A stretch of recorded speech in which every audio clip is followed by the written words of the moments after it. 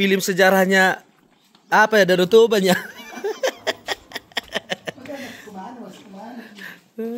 Ayo bang. Ini nggak sejarah Danau Toba.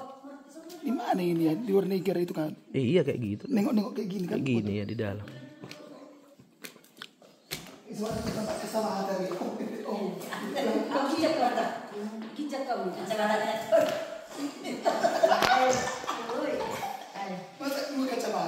Satu. Oke, 1, 2. Tunggu dulu. Agar nampak dulu lukisannya itu.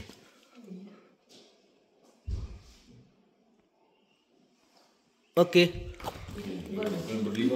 Gak usah bang. Aku gak usah aja lah. Ayo masuk. Nengok.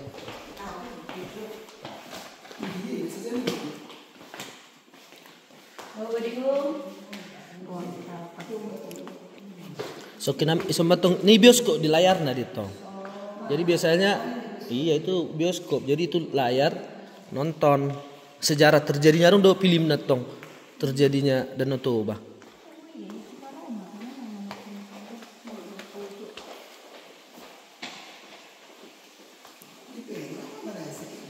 Di Malaysia.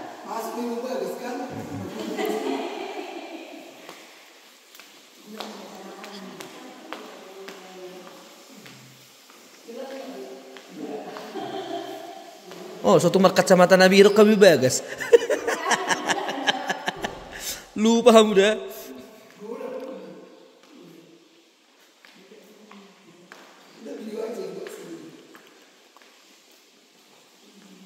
Dia biasa datang mengulu studio, TV-TV studio.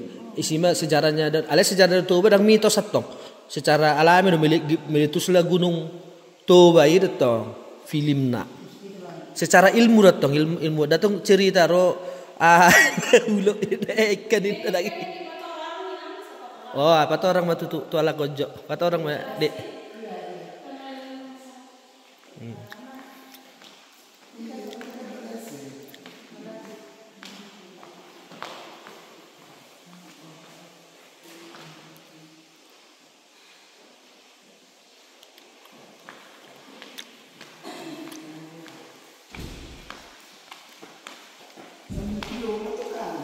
Ya ini ku videoinnya.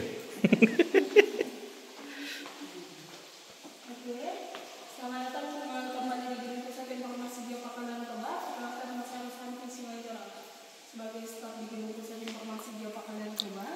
Nah di sini akan kita jelaskan tentang terbentuknya Danau Toba dan pembentukan Danau Toba Samosir. Jadi dulu kita itu ada namanya Gunung Toba. Gunung Toba ini pernah mengalami erupsi letusan sebanyak 4 kali.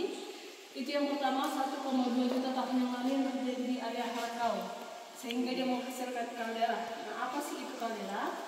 Kaldera itu adalah kawah atau lubang besar yang terbentuk hasil dari letusan gunung berapi tetapi yang memiliki diameter lebih dari 2000 meter. Jika dia di bawah 2000 meter itu tetap statusnya menjadi kawah.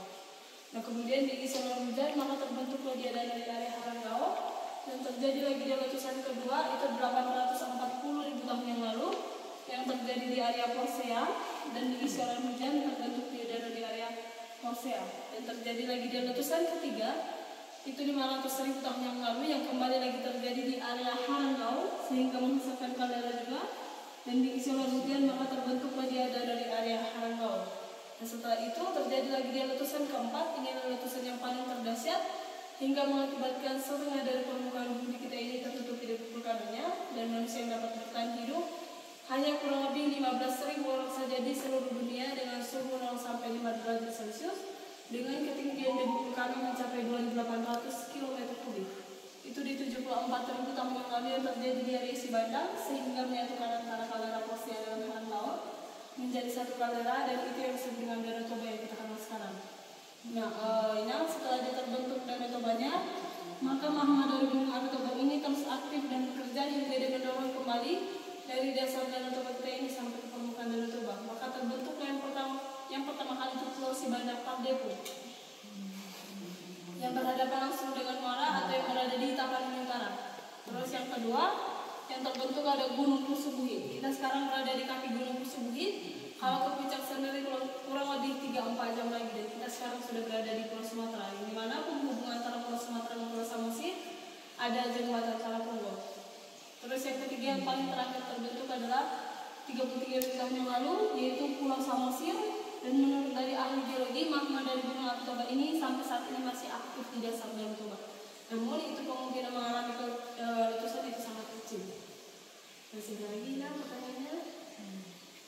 Kita lanjut? Lanjut.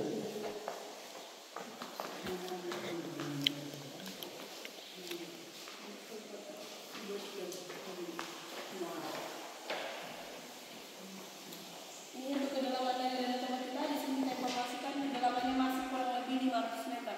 Nah, kenapa kita bilang kurang lebih 500 meter? Karena dasar Danau Toba kita ini masih berbentuk palu. Berbentuk rata. Yang paling dalam itu, mulai dari area Selawi sampai ke kawasan Parafat dan Baligi sekitarnya. Sedangkan untuk ketinggian dari Danau Toba itu mencapai 900 meter di atas permukaan laut. Untuk luas dari Danau Toba itu mencapai 1.130 km kuadrat. Lanjut lagi. Lanjut ke nomor 2.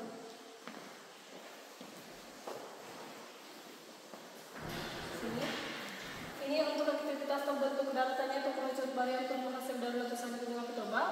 Untuk di kawasan Sibandeng yang terbentuk adalah Pulau Sibandang Pardepo. Di kawasan Samosir yang terbentuk ada Gunung Pusubuhi.